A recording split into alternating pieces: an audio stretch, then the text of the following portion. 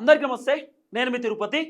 తెలంగాణ ముఖ్యమంత్రి రేవంత్ రెడ్డి గారు ఆయన చేసినటువంటి వ్యాఖ్యలు, ఆయన మాట్లాడినటువంటి మాటలు, ఆయన మాట్లాడిన తర్వాత ఆయన పైన వచ్చినటువంటి విమర్శలు, ఆయన పైన వచ్చినటువంటి అసంతృప్తి, అసహనం, ఆయన పైన వచ్చినటువంటి అనేకమైనటువంటి ఆరోపణలు, ఇవన్నిటినీ కూడా తెలంగాణ కొత్త ముఖ్యమంత్రి కాంగ్రెస్ పార్టీ ఇన్ఛార్జ్ మీనాక్షి నటరాజన్ గారు పిన్ టు పిన్ రిపోర్ట్ని ఢిల్లీ హైకమాండ్కి పంపించేటటువంటి కార్యక్రమం చేస్తూ ఉందనేది ప్రధానంగా సోషల్ మీడియాలో వినబడుతున్నటువంటి వార్త.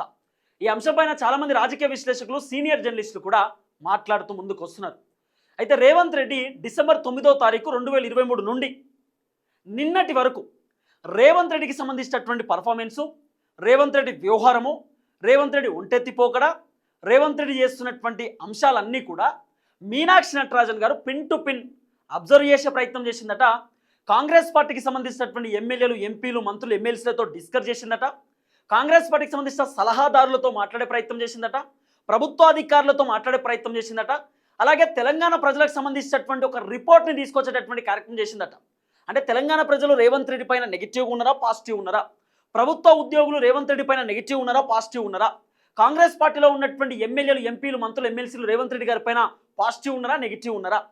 రేవంత్ రెడ్డిని మంచోడు అంటుర్రా, వద్దు అంటుర్రా? రేవంత్ రెడ్డి ముఖ్యమంత్రిగా ఉండాలి అంటుర్రా, రేవంత్ రెడ్డి ముఖ్యమంత్రిగా వద్దు అంటుర్రా? అసలు రేవంత్ రెడ్డి పైన ఉన్నటువంటి ఒపీనియన్ ఏంది? అసలు రేవంత్ రెడ్డి పర్ఫార్మెన్స్ ఏంది? రేవంత్ రెడ్డి వ్యవహారం ఏందనేది pin to pin Congress party incharge Meenakshi Natarajan గారు ఢిల్లీ హైకమాండ్కి ఆమె రిపోర్టు పంపించేటటువంటి కార్యక్రమం చేస్తూ ఉన్నారు అనేది ప్రధానంగా వినబడుతున్నటువంటి అంశం.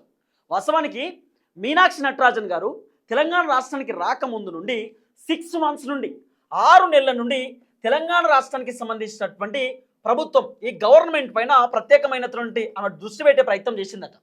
అసలు గవర్నమెంట్లో ఈ 12 మంది మంత్రులు ఉన్నారు రేవంత్ రెడ్డితో కలిపి. ఈ మంత్రులు ఎట్లా పనిచేస్తున్నారు? దాదాపు 53 మంది ఎమ్మెల్యేలు. ఈ 53 మంది ఎమ్మెల్యేలు ఎట్లా పనిచేస్తూ ఉన్నారు? 8 మంది ఎంపీలు. ఈ ఎంపీలు ఎట్లా పనిచేస్తూ ఉన్నారు? మిగిలినటువంటి ఎమ్మెల్సీలు ఎట్లా పనిచేస్తూ ఉన్నారు? వీళ్ళ పరిపాలన ఏంది? వీళ్ళ వ్యవహారం ఏంది? వీళ్ళు ఏ విధంగా ముందుకు పోతున్నారు? తర్వాత కాంగ్రెస్ పార్టీకి సంబంధించినటువంటి సీనియర్ లీడర్లు, ఈ సీనియర్ లీడర్లకు సంబంధించినటువంటి పర్ఫార్మెన్స్ ఏంది? తర్వాత కాంగ్రెస్లో ఉన్నటువంటి అసంతృప్తి, అసహనంతో ఉన్నటువంటి లీడర్లు. ఫర్ ఎగ్జాంపుల్, పార్టీ మారినటువంటి 10 మంది ఎమ్మెల్యేలు ఉన్నారు. ఈ పార్టీ మారినటువంటి 10 మంది ఎమ్మెల్యేల వల్ల ఒరిజినల్ కాంగ్రెస్ పార్టీకి సంబంధించినటువంటి లీడర్లు వాళ్ళు పార్టీ పైన అసంతృప్తితో ఉన్నారు, అసహనంతో ఉన్నారు. ఇప్పుడు పటాన్ చెరువు నియోజకవర్గం తీసుకుందాం. పటాన్ చెరువు నియోజకవర్గానికి సంబంధించినటువంటి గూడెం మైపాల్ రెడ్డి, ఈ గూడెం మైపాల్ రెడ్డినే బీఆర్ఎస్ పార్టీలో గెలిచినటువంటి ఎమ్మెల్యే. ఈ గూడెం మైపాల్ రెడ్డి ఏం చేసిండు? కాంగ్రెస్ పార్టీలోకి జాయిన్ అయ్యిండు. అప్పుడు ఇక్కడ ఉన్నటువంటి ఒరిజినల్ కాంగ్రెస్ పార్టీకి సంబంధించినటువంటి లీడర్ కాటా సీనన్న. కాటా సీనన్న చాలా ఇబ్బంది పడ్డాడు. కాటా సీనన్న ఈ గూడెం మైపాల్ రెడ్డిని కాంగ్రెస్లో ఎట్లా తీసుకుంటారు? గూడెం మైపాల్ రెడ్డి గతంలో బీఆర్ఎస్ పార్టీ అధికారంలో ఉన్నప్పుడు మన కాంగ్రెస్ పార్టీ కార్యకర్తలను, కాంగ్రెస్ పార్టీ లీడర్లను విపరీతంగా పోలీసులతో కొట్టించిండు, అక్రమ కేసులు పెట్టించిండు, మనల్ని నానా రకాలుగా వేధించే ప్రయత్నం చేసిండు, నానా రకాలుగా ఇబ్బంది పెట్టిండు. అలాంటి గూడెం మైపాల్ రెడ్డిని మీరు ఎట్లా తీసుకుంటారని చెప్పి కాటా శ్రీనివాసు కాంగ్రెస్ పార్టీ పైన అసహనం వ్యక్తం చేసిండు, కాంగ్రెస్ పార్టీ పైన అసంతృప్తితో ఉన్నాడు, రేవంత్ రెడ్డి పైన ఆగ్రహం వ్యక్తం చేసిండు.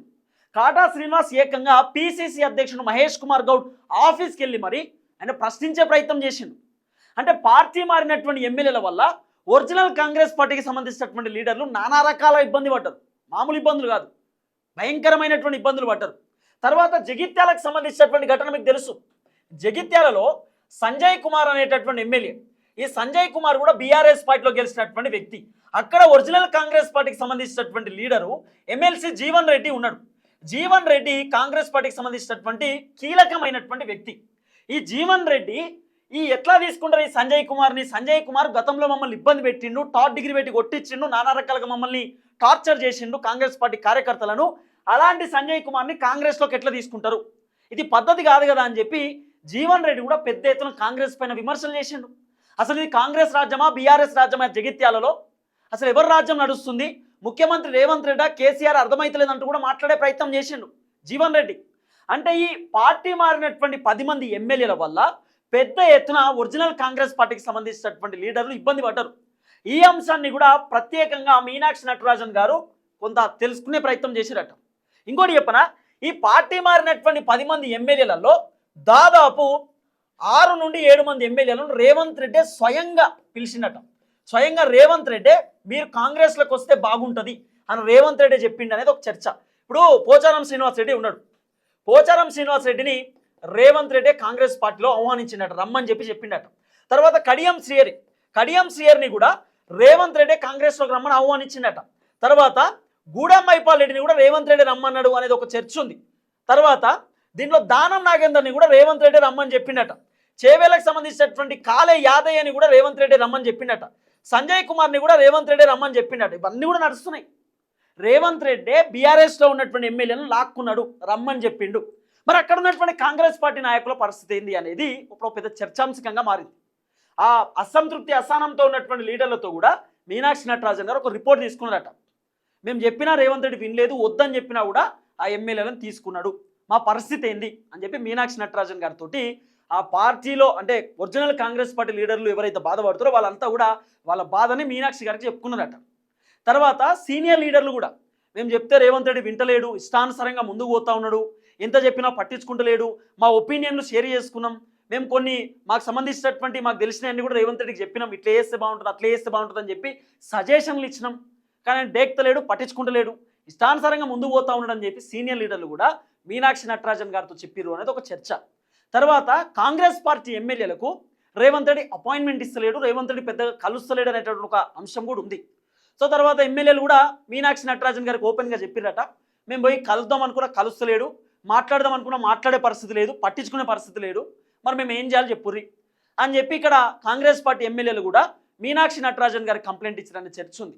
తర్వాత కాంగ్రెస్ పార్టీ మంత్రులు కూడా అంతే, మేము ఎంత చెప్పినా రేవంత్ రెడ్డి వింటలేడు, ఆయన ఇష్టం ఉన్నట్టు చేస్తుండు, మేము కూడా లైట్ తీసుకున్నాం, మనం ఏమేం చేయాలి, ఎంత చెప్పినా వినప్పుడు సరే ఆయనదే నడవని అనుకుని మేము సైలెన్స్ ఉన్నామని చెప్పి మంత్రులు కూడా మీనాక్షి నటరాజన్ గారికి చెప్పారు అనేటటువంటి ఒక చర్చ ఉన్నది. తర్వాత తెలంగాణ ప్రజలు వాళ్ళ ఒపీనియన్ని మీనాక్షి నటరాజన్ గారు సర్వే రూపంలో, ఆమె ఒక సర్వే చేయించిందట, ఆ సర్వే రూపంలో ప్రజల ఒపీనియన్ని కూడా తెలుసుకునేటటువంటి కార్యక్రమం చేసిందట. ఆ ఒపీనియన్ని ఈ సంబంధించినటువంటి రిపోర్ట్ని మొత్తం రేవంత్ రెడ్డి పైన ఒక రిపోర్ట్ తయారు చేసిరట. ఆ రిపోర్ట్ని కాస్త వాళ్ళు ఢిల్లీ హైకమాండ్కి మీనాక్షి నటరాజన్ గారు సబ్మిట్ చేసేటటువంటి ఆలోచనలో ఉన్నారు అనేది ఒక ప్రత్యేకమైనటువంటి అంశం నడుస్తుంది. తర్వాత పిసిసి అధ్యక్షుడు మహేష్ కుమార్ గౌడ్ పైన కూడా మీనాక్షి నటరాజన్ గారు ఒక సర్వే చేయించారట, ఒక రిపోర్ట్ తీసుకున్నారట, పిసిసి అధ్యక్షుడు పర్ఫార్మెన్స్ ఎట్లా ఉంది, పిసిసి అధ్యక్షుడు ఓకేనా అనేటటువంటి రిపోర్ట్ని కూడా మీనాక్షి గారు తీసుకొని ఆ రిపోర్ట్కి సైతం ఆమె ఢిల్లీకి పంపించినారనేది ప్రధానంగా వినబడుతున్నటువంటి అంశం. సో మొత్తానికి మీనాక్షి నటరాజన్ గారు చాలా క్లియర్ కట్గా ఉన్నారు.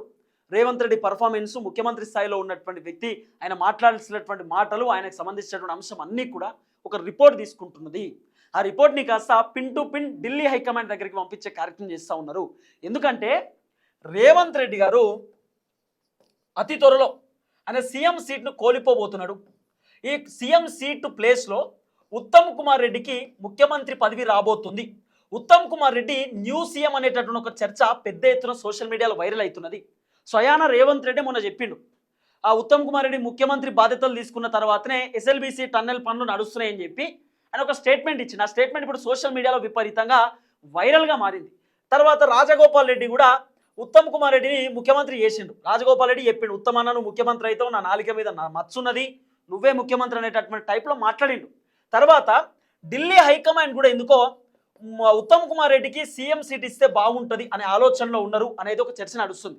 ఎందుకంటే రేవంత్ రెడ్డికి అడ్మినిస్ట్రేషన్ తెలుస్తలేదు, రేవంత్ రెడ్డికి పరిపాలన చేయడం వస్తలేదు, ఎందుకంటే ఆయన మంత్రి పదవులలో ఉన్నటువంటి వ్యక్తి కాదు, క్యాబినెట్ హోదాలో ఉన్నటువంటి వ్యక్తి కాదు, కాబట్టి కొంత ఎక్స్పీరియన్స్ లీడర్కి ఇస్తే బాగుంటుంది అనేటటువంటి ఆలోచనతోటి సో ఉత్తమ్ కుమార్ రెడ్డి పేరు ఢిల్లీ హైకమాండ్ ఎందుకో ప్రపోజ్ చేస్తూ ఉంది. నెక్స్ట్ ఉత్తమ్ కుమార్ రెడ్డికే బాధ్యతలు అప్పగించేటటువంటి అవకాశం ఉండొచ్చు ముఖ్యమంత్రిగానే ఒక చర్చ ఉంది.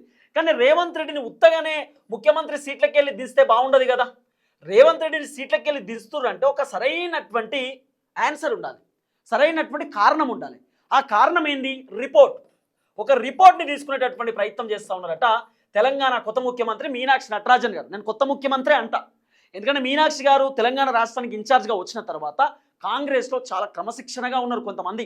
తర్వాత కాంగ్రెస్లో అనేకమైనటువంటి అంశాలు చేంజ్ అయినాయి. దాదాపు ఆ మీనాక్షి గారు వచ్చి ఒక 2-3 మంత్స్ అవుతుందేమో, 2-3 మంత్స్ నుండి చాలా సెటిల్ అయింది కాంగ్రెస్. మీనాక్షి గారు కొంత సైడ్ అయ్యేసరికి మళ్ళీ స్టార్ట్ అయిపోయింది పంచాయతీలు కాంగ్రెస్లో.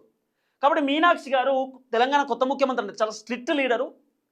తర్వాత పిన్ టు పిన్ తెలంగాణలో జరుగుతున్నటువంటి ప్రతి అంశాన్ని ఆమె ఢిల్లీకి పంపించేటటువంటి కార్యక్రమం చేస్తూ ఉంది. కాబట్టి మీనాక్షి కొత్త ముఖ్యమంత్రి అన్నట్టే. తెలంగాణకు చాలామంది ముఖ్యమంత్రులు ఉన్నారు. పిసిసి అధ్యక్షుడు మహేష్ కుమార్ గౌడ్ ముఖ్యమంత్రి, రేవంత్ రెడ్డి ముఖ్యమంత్రి, మీనాక్షి నటరాజన్ గారు ముఖ్యమంత్రి, ఉత్తమ్ కుమార్ రెడ్డి ముఖ్యమంత్రి, బట్టన్న ముఖ్యమంత్రి, ఇట్లా మాట్లాడుకున్న తర్వాత అందరు ముఖ్యమంత్రులే వాళ్ళ వర్షన్లో. తర్వాత మందుల షామేలన్న కూడా ఉత్తమ్ కుమార్ రెడ్డిని ముఖ్యమంత్రి అన్నాడు. చాలామంది ఉత్తమ్ కుమార్ రెడ్డిని ముఖ్యమంత్రి అన్నారు. కాబట్టి నెక్స్ట్ ఉత్తమ్ కుమార్ రెడ్డే కావచ్చు. కనుక పర్టికులర్ రీజన్ కావాలి రేవంత్ రెడ్డిని ఒకవేళ తీసేయాలంటే సీఎం సీట్లకి వెళ్ళి. కాబట్టి ఒక రిపోర్ట్ తయారు చేస్తూ ఉన్నారట. ఆ రిపోర్ట్ని తెలంగాణ కాంగ్రెస్ పార్టీ ఇన్ఛార్జ్ మీనాక్షి నటరాజన్ గారు ఢిల్లీకి ఆ రిపోర్ట్ని పిన్ టు పిన్ ఇస్తూ ఉందనేది ప్రధానంగా వినబడుతున్నటువంటి అంశం. చూద్దాం ఏం జరగబోతుందో.